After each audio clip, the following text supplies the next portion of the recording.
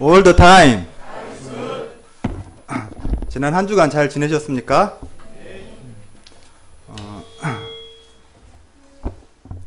수능이 끝나고 문재인 대통령이 포항을 방문했습니다. 특히 그 지진과 수능으로 어려움을 겪었던 수험생들을 위로하고자 포항여고 3학년 교실을 찾아갔습니다. 거기에서 나그네로 삼행시를 지었는데 저도 한번 해보겠습니다. 나그네 이렇게 운을 띄워주시면 제가 지어보겠습니다. 나는 예수님을 사랑합니다. 그대들도 예수님을 사랑하십니까? 네.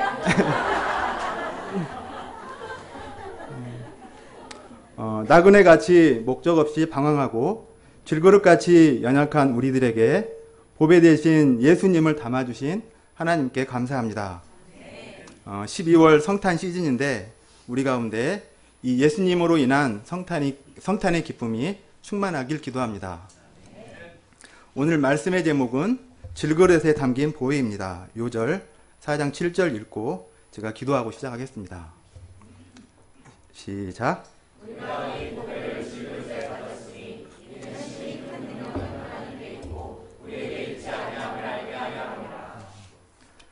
사랑과 은혜가 충만하신 하나님 아버지, 죄로 죽을 수밖에 없는 죄인들을 긍휼히 여기시고 독생자 예수님을 보내주셔서 감사합니다. 질그릇 같은 우리를 깨트리지 않으시고 우리 안에 보배 되신 예수님을 담아주셔서 감사합니다. 또한 예수님을 통해 생명의 길, 구원의 길을 열어주셔서 감사합니다. 저희가 이 하나님의 은혜와 사랑을 알고 이 시대에 그 빛을 갚는 목자들이 될 수 있도록 도와주십시오. 부족하고 허물 많은 죄인에게 은혜를 더해 주셔서 오늘 말씀을 잘 전할 수 있도록 도와주십시오. 예수님 이름으로 기도합니다.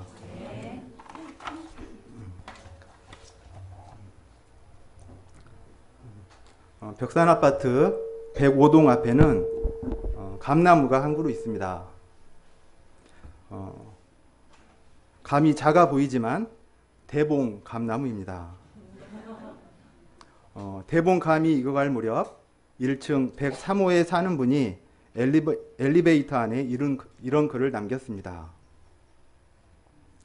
안녕하세요. 103호입니다. 마당 앞에 대봉감이 탐스럽게 익어가는 계절이네요. 지난 여름 마당에 상추, 고추 등을 심어서 주민 여러분과 함께 나누고자 했으나 쫄딱 망했습니다. 그런데 자연의 신비는 감을 우리에게 주셨습니다. 넉넉하지는 않지만 감이 익어가는 대로 한두 개씩 댁내 현관문 앞에 놓아 드릴 테니 맛있게 드시고 행복하시길 기원합니다.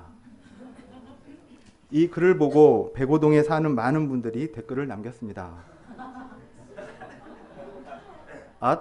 풍성한 수확을 나눠주실 수 있는 넓은 마음에 감동받았어요. 보이시나요? 따뜻한 나눔 감사드려요. 사람들은 감 자체보다 감에 담긴 나눔, 감에 담긴 넓은 마음에 감동을 받았습니다. 우리는 살아가면서 자신의 부족함과 인생의 고난으로 쫄딱 망했다고 생각할 때가 있습니다. 또 점점 낡아지는 육신으로 인해 낙심하여 소망을 잃고 주의 일에 힘을 내지 못할 때가 있습니다. 그러나 쫄딱 망한 마당에서 자연의 신비로 대봉감이 탐스럽게 익는 것처럼 질그릇 같은 우리 인생은 하나님께서 담아주신 보배로 인해 아름답고 풍성한 열매를 맺습니다. 우리가 절망 가운데 낙심하지 않고 고난을 감당하며 더욱 힘찬 삶을 살 이유가 바로 이 질그릇에 담긴 보배에 있습니다. 또 이 보배를 이웃과 나눔으로 기쁨과 감동이 있는 삶을 살 수 있습니다. 오늘 말씀을 통해 우리 안에 있는 보배를 발견하고 인생의 고난을 감당할 새 힘을 얻을 수 있기를 기도합니다. 파트 1, 이 보배를 질그릇에 가졌으니 4장 7절부터 15절입니다. 7절을 다 함께 읽어보겠습니다. 시작. 시작.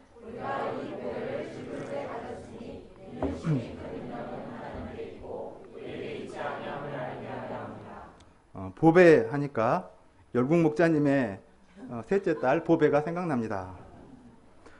보배의 얼굴을 바라보는 열국 목자님의 눈빛을 보면 열국 목자님의 보배는 우리 김보배임에 틀림없습니다. 그러면 사도 바울의 이 보배는 누구일까요? 그의 어둡던 마음에 빛을 비추어 주신 예수님입니다. 예수님은 하늘과 땅의 모든 권세를 다 가지신 분이십니다. 그러나 예수님은 하나님의 뜻을 이루기 위해 하늘 영광을 버리고 성령으로 잉태되어 이 땅에 사람으로 태어나셨습니다. 마침내는 우리의 모든 죄를 대신 짊어지고 다 이루었다 하시며 십자가에서 죽으셨습니다. 그리고 죽은 지 3일 만에 부활하셔서 죽음마저 이기셨습니다. 이를 통해 예수님은 죄와 죽음, 사탄의 권세 아래 영원토록 고통받을 우리에게 영생의 길을 열어주셨습니다. 우리는 예수님의 십자가 보배 피로 죄로부터 구속함을 입고 하나님의 자녀가 되었습니다. 하나님의 자녀가 되어 죽음 대신 영생을 얻고 하나님 나라까지 상속받게 되었습니다. 이 예수님은 이 서신을 쓴 사도 바울만의 보배가 아니라 우리 모두의 보배가 되십니다. 그래서 그는 우리가 이 보배를 가졌다고 말합니다. 보배 대신 예수님으로 인해 우리 모두의 인생이 완전히 새롭게 바뀌었습니다. 죄와 속박 대신 의와 자유함, 질병과 연약함 대신 치유와 건강함, 저주 대신 축복과 복의 근원된 삶, 지옥 대신 천국이라는 영광을 얻게 되었습니다. 이 보배를 질그릇에 가졌으니 하나님은 보배 대신 예수님을 질그릇 같은 우리에게 담아주셨습니다. 질그릇은 보잘것없고 깨지기 쉽습니다. 유약을 발라 구우면 백자나 청자처럼 조금 단단해집니다.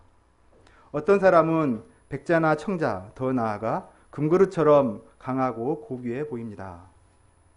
그러나 우리 인간은 누구나 언제 깨질지 모르는 질그릇 같은 약한 존재입니다. 얼마 전 세상을 떠난 탤런트 김주혁 씨는 40대 초반이었습니다. 그는 건강해 보이고 인간적인 면모도 좋았습니다. 그는 결혼도 하고 앞으로 연기자로서 자신의 꿈을 펼치고자 하였습니다. 하지만 심장마비가 일어났는지 운전 중 건물로 돌진하여 그만 세상을 떠나고 말았습니다. 우리 인간은 이처럼 언제 무슨 일로 그 육체적 생명이 깨어질지 모르는 질그릇 같은 존재입니다. 그러면 하나님께서는 왜 보배 대신 예수님을 언제 깨질지 모를 질그릇 같은 우리에게 담으신 것입니까? 7절 하반절을 보십시오. 이는 심히 큰 능력이 하나님께 있고 우리에게 있지 아니함을 알게 하려 함이라. 여기에서 심히 큰 능력은 사람을 살리는 생명 구원 역사를 뜻합니다. 사람이 구원을 받고 변화되는 것이 보통 일이 아닙니다. 심히 큰 능력이 필요합니다. 그런데 심히 큰 능력은 어디에서 나옵니까? 사람이 아니라 오직 하나님으로부터 나옵니다. 이를 깨닫게 하기 위해서 하나님은 질그릇 같은 자를 택하여 생명 구원 역사에 사용하십니다.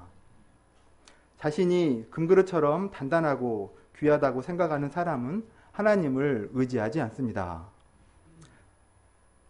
또 일이 잘 되면 자기 영광을 드러냅니다. 그래서 하나님은 질그릇 같은 자를 택하시고 그를 통해 하나님의 심히 크신 능력을 드러내십니다. 얼마 전에 오신 애리조나의 데이빗김 선교사님은 지방 3류대 출신의 가난 말기 환자로서 아무것도 자랑할 수 없었습니다. 그는 정말 깨지기 일보 직전의 질그릇과 같았습니다. 그런데 하나님의 심히 큰 능력이 질그릇 같은 그에게 나타났습니다. 하나님은 기적처럼 그의 생명을 살려주시고 그가 언제 깨질지 모를 질그릇에 불과함을 깨닫게 해주셨습니다. 선교사님은 단 1%도 자기를 의지하거나 자랑할 수 없다고 했습니다. 그래서 질그릇 같은 남은 인생을 오직 보배 되신 예수님만을 자랑하며 살겠다고 하셨습니다. 질그릇 같은 자신 안에 이 귀한 보배를 담고 있다는 사실로 인해 얼굴에 기쁨이 충만하십니다. 질그릇 같은 선교사님의 삶을 통해 우리는 하나님으로부터 나오는 힘이 큰 능력을 보고 은혜를 받게 됩니다. 하나님은 질병이나 실패 등 우리 인생 고난을 통해 우리가 질그릇에 불과함을 알게 해주십니다. 그리고 우리 안에 보배 되신 예수님을 담아주십니다. 그래서 인생 고난이 오히려 보배 되신 예수님을 얻을 수 있는 좋은 기회입니다. 저는 노래를 잘 못해서 금그릇은 아닌 것 같고 그래도 공부 잘하고 아주 건강해서 은그릇쯤은 된다고 생각했습니다. 그러나 고3, 재수, 삼수 연이어 대입에 실패하고는 은그릇도 안 됨을 알게 되었습니다. 군 제대하고 다시 입시를 준비해서 만 5년 만에 오직 하나님의 은혜로 고대 전작과에 들어올 수 있었습니다. 하나님은 이렇게 저를 낮추시고 UBF 말씀 공부로 인도해 주셨습니다. 대학 시절에 예수님을 배웠지만 저는 그래도 적어도 동그릇은 된다고 생각했습니다. 그런데 대학 졸업 후 하나님은 이런 저를 4번의 변리사 시험 실패와 그때 찾아온 극심한 불면증으로 완전히 밑바닥까지 낮추셨습니다. 저는 이를 통해 제가 동그릇도 아닌 질그릇에 불과함을 알게 해주셨습니다. 하나님은 실패로 인한 어두움과 불면증으로 인한 죽음의 그늘에 앉아있던 저에게 창세기 1장 3절 말씀으로 찾아오셨습니다. 하나님이 이르시되 빛이 있으라 하시니 빛이 있었고 그리고 질그릇 같은 제 안에 보배 되신 예수님을 담아주셨습니다. 그 후 저는 믿음의 가정을 이루고 보배 되신 예수님으로 인해 이전과는 완전히 다른 새 인생을 살게 되었습니다. 실패와 고난을 통해 제가 질그릇의 불과함을 알게 하시고 질그릇 같은 저의 인생에 보배 되신 예수님을 담아주신 하나님을 감사 찬양합니다. 8절과 9절을 함께 읽어보겠습니다. 시작.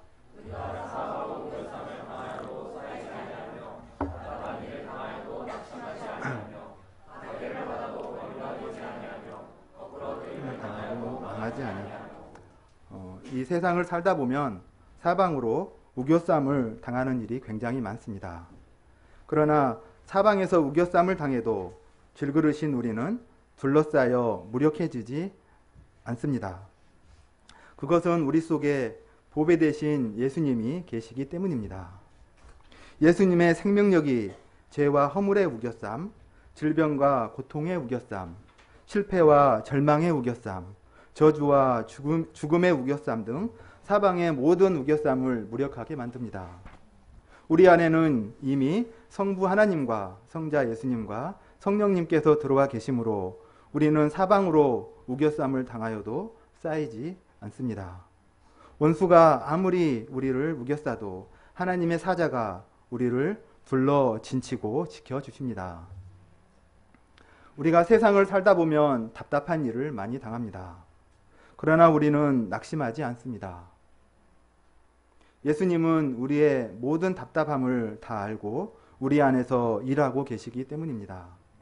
그러므로 우리는 답답한 일을 당할 때 상황보다는 우리 안에 계신 예수님을 바라봐야 합니다. 우리가 믿고 구하면 예수님은 우리가 답답함에서 나갈 통로를 열어주십니다. 우리가 세상에서 박해를 받아도 보배 되신 예수님께서 우리 안에 계심으로 버림받지 않습니다. 우리 중에는 예수님을 믿는 것 때문에 가족이나 친지 그리고 친구들에게 박해를 받는 분들이 많습니다. 또한 우리 자녀들은 예수님을 믿는 것 때문에 학교 친구들과 잘 어울리지 못하고 소외당하기도 합니다. 이슬람 지역에서는 아직도 예수님을 믿는다는 이유로 많은 사람들이 박해를 받고 죽어가고 있습니다. 과거 우리나라에서도 많은 선교사들과 믿음의 선배들이 박해를 당하고 예수님을 믿는다는 이유로 죽임을 당했습니다.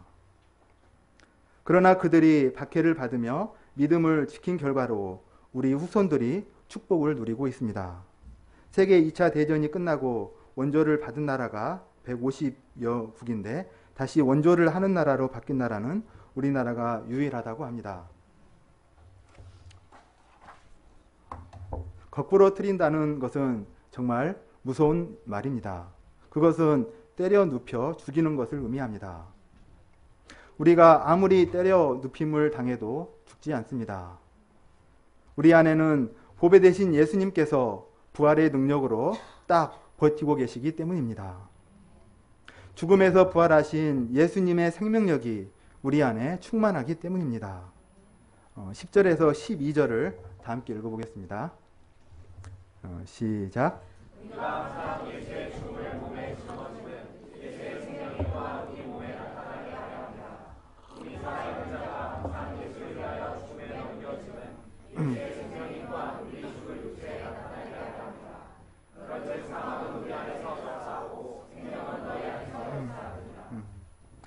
어, 1907년 26세의 나이로 한국에 온 루비 캔드릭이라는 여성 선교사가 있습니다.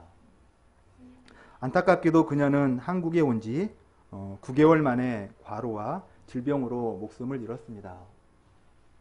그런데 놀랍게도 그녀가 남긴 일기장에는 이런 글이 쓰여 있습니다. 내게 1000개의 심장이 있다면 나는 그 심장을 하나하나 터뜨려서 한국을 위해 죽겠다. 이것은 양화진에 있는 그녀의 묘비명이 되었습니다. If I had 1,000 lives to give, Korea should have them all. 아프가니스탄에서 사역하는 한국인 선교사 이시온이라는 분이 그녀의 글을 읽고 성령으로 감도되어 1000개의 심장이라는 책을 쓰기도 했습니다. 그 책에는 이런 내용이 나옵니다. 사랑하는 주님, 이 땅을 보면 내일이 없어 보이지만 눈을 들어 주님을 보면 미래가 보입니다. 이 땅을 보면 눈물만 보이지만 눈을 들어 주님을 보면 미소가 생깁니다. 이 땅을 보면 절망으로 가득하지만 눈을 들어 주님을 보면 살아야 할 힘이 생깁니다.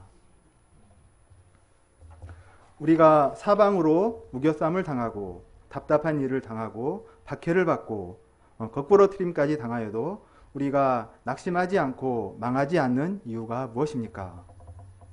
그것은 질그릇 같은 내 안에 있는 보배 되신 예수님 때문입니다. 이 땅을 보면 소망이 없고 절망으로 가득하지만 보배 되신 예수님을 보면 미소가 생기고 살아야 할 힘이 생깁니다. 1000개의 심장을 하나하나 터뜨려 한국을 위해 죽겠다고 한 루비 캔드릭 선교사님. 한 알에 썩는 미랄이 되어 브라질 영혼을 위해 젊음을 바친 브리스길라 선교사님. 예수님의 죽음을 몸에 짊어진 질그릇 같은 이분들의 삶 속에서 우리는 보배 되신 예수님의 부활의 생명력을 보게 됩니다. 14, 15절을 보십시오. 주 예수를 다시 살리신 이가 예수와 함께 우리도 다시 살리사 너희와 함께 그 앞에서 서게 하실 줄을 아노라. 이 모든 것이 너희를 위함이니 많은 사람의 감사로 말미암아 은혜가 더하여 넘쳐서 하나님께 영광을 돌리게 하려 함이라. 예수님의 부활은 그 후에 있을 믿는 자들의 부활 소망의 근거가 됩니다. 바울은 하나님이 자신을 다시 살리고 고린도 성도들도 다시 살려서 부활의 영광에 들어가게 하실 것을 확신했습니다. 또한 그는 자신의 모든 고난이 자기 양들을 위한 것임을 알았습니다. 그의 고난을 통해 많은 이방인들이 변화되고 성장하는 것을 보았습니다. 그는 이것을 감사하며 하나님께 영광을 돌렸습니다. 직장 생활이 너무 힘들어서 그만두고 싶은 마음이 솟구칠 때가 있습니다. 그때 어떻게 달래십니까? 처자식을 생각하며 마음을 가라앉힙니다. 목자 생활도 비슷한 것 같습니다. 까마득한 후배에게 무시당하고 몸과 마음이 힘들고 지쳐서 그만두고 싶을 때가 얼마나 많습니까? 하지만 우리의 영적인 자녀들, 2세들, 우리가 돕는 양들이 예수님을 주로 고백하고 영적으로 성장하는 모습을 보면 그간의 모든 고난들이 깨끗이 씻어져 나갑니다. 목자 생활하면서 말할 수 없는 고난의 순간들이 있습니다. 하지만 그 시간들이 있었기에 우리 양들과 2세들이 지금은 든든한 동역자로 설 수 있었습니다. 금요 예배 때 우리 학생 목자님들의 진솔한 소감이 얼마나 은혜롭고 감사합니까? 힘들고 괴로워도 내 옆에 있는 영적 자녀들을 바라보면서 목자의 직분을 끝까지 감당할 수 있기를 기도합니다. 파트 2. 우리의 속사람은 날로 새로워지도다. 4장 16절부터 5장 10절입니다. 16절을 다 함께 읽어보겠습니다. 시작.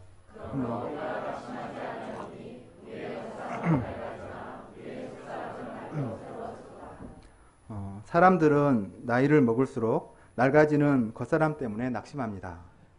겨울 날씨가 더 춥게 느껴지고 들어가는 흰머리가 인생을 서글프게 합니다. 나이는 속일 수 없습니다. 체력의 한계를 느낍니다. 저는 결혼 선물로 아내에게 등산화를 사주었습니다. 그런데 그동안 한 번도 등산을 못 갔습니다. 지난달 15년 만에 처음으로 그 등산화를 신고 함께 청계산 등산을 하였습니다. 예전 학생 때 설악산 대청봉, 지리산 천왕봉을 한 걸음에 올라다녔는데 이제는 청계산 매봉도 쉽지 않았습니다. 겉사람이 낡아져서 옛날 피지컬이 아니었습니다. 아내는 청계산에 다녀오고 알아누워서 다시는 등산 안 가겠다고 합니다. 이렇게 우리의 겉사람은 낡아집니다. 그러나 서글퍼하거나 낙심할 필요가 없습니다. 우리의 속사람이 날로 새로워지기 때문입니다. 날이 갈수록 말씀 공부를 통해 우리의 영성은 더욱 빛이 나고 보배 되신 예수님으로 인해 소망과 비전이 더해집니다. 양마가 안나 선교사님은 안암센터를 개척하고 많은 제자들을 세우셨습니다. 선교사로 나가신 후에는 세계 곳곳을 돌며 선교사님들을 말씀으로 돕고 세계 교육부 역사를 위해 헌신하고 계십니다. 이제는 편하게 쉴만 한데도 건강이 걱정될 정도로 많은 일을 하고 계십니다. 겉사람은 낡아졌지만 속사람은 날로 새로워져 청년의 스피릿으로 제2의 선교사역을 힘있게 섬기고 계십니다. 본인보다 50살이나 어린 양들을 친구 삼고 제자로 키우고 계십니다. 누가 이분들을 70대로 보겠습니까? 또 지금 우리 곁에 있는 기도요의 부모님들을 볼 때 은혜가 됩니다. 김동희 목자님 아버님은 비슷한 나이인 우리나라 최고의 아랑드롱 배우인 신성일 씨보다 훨씬 밝고 멋있어 보입니다. 어머님도 얼굴이 밝아지고 또 탁구를 얼마나 잘 치는지 조금 올드한 현정아 선수를 보는 듯합니다. 백세 잔치를 하신 우리 할머님은 어떠합니까? 이런 노래가 있지 않습니까? 할머니는 이뻐요. 이렇게 이쁠 수가 없어요. 우리의 겉사람은 낡아지지만 믿음 안에 있으면 우리의 속사람은 날로 새로워집니다. 그럼 속사람을 날로 새롭게 하는 이런 힘이 어디에서 나옵니까? 그 힘은 보배 되신 예수님에게서 나옵니다. 보배 되신 예수님으로 인해 하나님 나라를 소망하는 데서 나옵니다. 17, 18절을 보십시오. 우리가 잠시 받는 환난에 경한 것이 지극히 크고 영원한 영광에 중한 것을 우리에게 이루게 하매니 우리가 주목하는 것은 보이는 것이 아니요 보이지 않는 것이니 보이는 것은 잠깐이요 보이지 않는 것은 영원함이라. 이 땅에서 믿음으로 살 때 환난을 당합니다. 그러나 그 환난은 잠시입니다. 경한 것, 가벼운 것입니다. 반면에 하나님 나라의 영광은 지극히 크고 영원합니다. 세상 사람들은 이 땅에 보이는 것들만을 바라보고 그것이 전부인 양 붙들고 살아갑니다.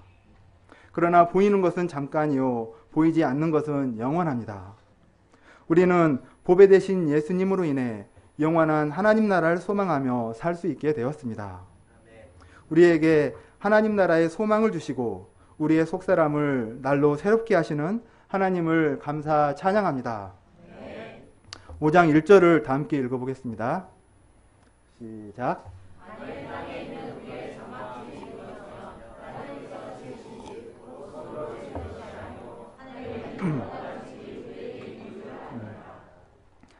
땅에 있는 장막집은 질그릇 같은 우리의 육신을 뜻합니다. 이 장막집의 무너짐은 질그릇의 깨어짐, 곧 죽음을 의미합니다. 우리가 믿음으로 살다 죽으면 하늘에 있는 영원한 집이 우리에게 주어집니다. 여기에서 영원한 집은 하나님께서 우리에게 입혀주실 부활의 몸을 뜻합니다. 질그릇 같은 장막집이 무너지면 하나님께서는 영원한 집, 썩지 않고 더럽지 않고 쇠하지 않는 부활의 몸을 우리에게 주십니다. 2절을 보십시오. 사도 바울은 질그릇 같은 육신의 장막을 탄식하며 하루속히 벗어버리고 싶었습니다. 하늘로부터 오는 신령한 부활의 몸으로 덧입기를 간절히 사모했습니다. 그는 질그릇같이 보잘것없는 육의 몸이 신령한 모습으로 다시 살아날 것을 소망하며 이렇게 외쳤습니다. 다 함께 고린도전서 15장 42, 44절을 읽어보겠습니다. 시작.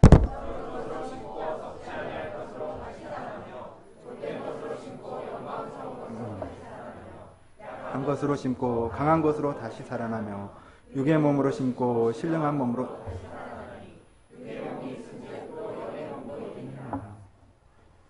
우리가 신령한 몸으로 다시 살아나는 것을 누가 보증합니까? 5절을 보십시오. 곧 이것을 우리에게 이루게 하시고 보증으로 성령을 우리에게 주신 이는 하나님이시니라. 성령께서 보증하십니다. 이 성령을 보내주신 분은 성부 하나님이십니다. 성자 예수님은 직접 부활을 증명해 보이셨습니다. 성부, 성자, 성령 삼위일체 하나님께서 이 약속을 보증해 주십니다. 때문에 바울은 담대하게 말합니다. 8절을 보십시오. 우리가 담대하여 원하는 바는 차라리 몸을 떠나 주와 함께 있는 그것이라. 사도 바울은 육의 몸을 떠나 부활의 몸으로 주님과 함께 있기를 소망했습니다. 그러나 무엇이 중요한디? 그는 현재 무엇이 중요한지를 알았습니다. 9절을 다 함께 읽어보겠습니다. 시작.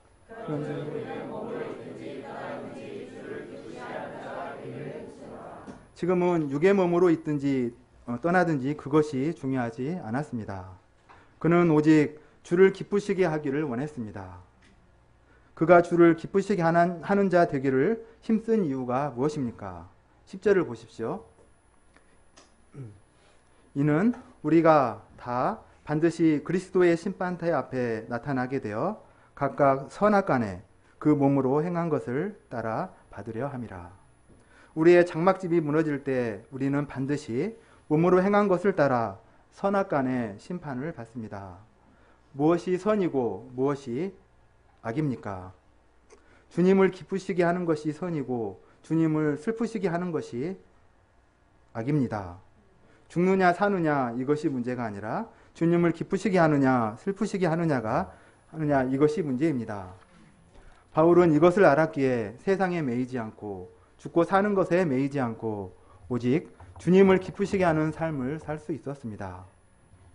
인사청문회에서 장관들이 흠이 드러날까봐 바짝 긴장하는 모습을 보았습니다. 하물며 하나님 앞에 서서 심판을 받을 때 얼마나 떨리겠습니까?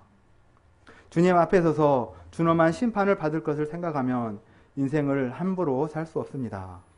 두렵고 떨림으로 하나님 앞에 살 수밖에 없습니다. 사실 이것이 좋습니다. 어디서 시험 문제가 나올지 몰라야 모든 부분을 꼼꼼히 공부하듯 우리도 언제 주님 앞에 설지 모르기 때문에 항상 최선을 다해 깨어 있게 됩니다. 우리가 그리스도의 심판대 앞에서 칭찬을 얻도록 살든지 죽든지 주를 기쁘시게 하는 자 되기를 기도합니다. 저는 건강해 보인다, 체력이 좋다는 말을 많이 들었습니다. 40대 초반까지는 그랬습니다. 하루 종일 탁구를 쳐도 지치지도 피곤하지도 않았습니다. 레베카 사모님은 제가 100살까지 살 거니까 리브가 목자한테 오래 살아야 한다고 했습니다. 하지만 40대 후반이 되면서 체력이 급격히 떨어지고 곳곳에서 저의 질그릇의 한계가 드러나고 겉사람도 많이 낡아졌습니다. 그런데 진짜 문제는 속사람에 있었습니다. 보배 대신 예수님을 닮고 날로 새로워져야 하는데 그렇지 않았습니다. 말주변도 없는 데다가 나이도 먹어 캠퍼스에 나가 양들을 만나는 것이 점점 부담이 되었습니다. 이제 할 일은 육신의 장막을 잘 관리하는 것이라 생각하고 시간 날 때마다 탁구를 열심히 쳤습니다. 그러나 탁구가 저를 새롭게 해주지는 못했습니다. 생각대로 안 되는 탁구도 저를 자주 낙심하게 만들었습니다. 하나님은 이런 저에게 오늘 말씀을 통해 질그릇 같은 제 안에 있는 보배 대신 예수님을 알게 해주셨습니다. 이 보배 대신 예수님을 통해 저의 인생에서도 영적 대복 열매를 맺을 수 있다는 소망을 주셨습니다. 또한 낡아져가는 육신의 한계를 절망하고 누워 있을 것이 아니라 보배 대신 예수님을 이웃과 나눔으로 하나님을 기쁘시게 하는 삶을 살아야 함을 가르쳐 주셨습니다. 질그릇 같은 저의 인생에 보배 대신 예수님을 허락해 주시고 겉사람은 낡아지나 속사람은 날로 새로워지는 삶을 살게 하신 하나님께 감사드립니다. 결론입니다. 하나님은 질그릇 같은 우리에게 보배 대신 예수님을 담아주셨습니다. 우리는 질그릇처럼 보잘것없지만 우리 안에 담긴 예수님으로 인해 보배로운 인생을 살게 되었습니다.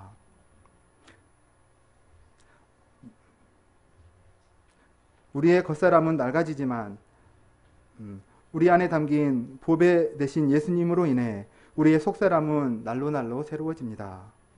우리가 보배로운 인생을 사는 비결은 내가 질그릇에 불과함을 알고 주님을 기쁘시게 하는 삶을 사는 것입니다. 그럴 때 현재 우리의 삶을 통해 내가 아니라 하나님의 힘이 큰 능력이 나타나고 하나님의 영광이 드러납니다. 또 우리의 장막집이 무너질 때 부활의 몸을 덧입고 보배 되신 예수님과 영원토록 함께 살 수 있습니다. 질그릇 같은 우리에게 보배 되신 예수님을 담아주신 하나님께 감사드립니다. 요절 4장 7절 읽고 제가 기도하고 마치겠습니다. 시작.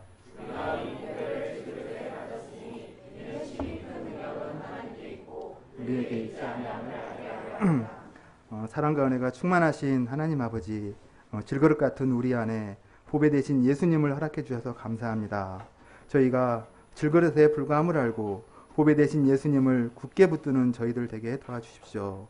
또 하나님 나라를 소망하며 속사람이 날로 새로워지는 부활의 증인된 삶을 살 수 있도록 도와주십시오. 예수님 이름으로 기도합니다.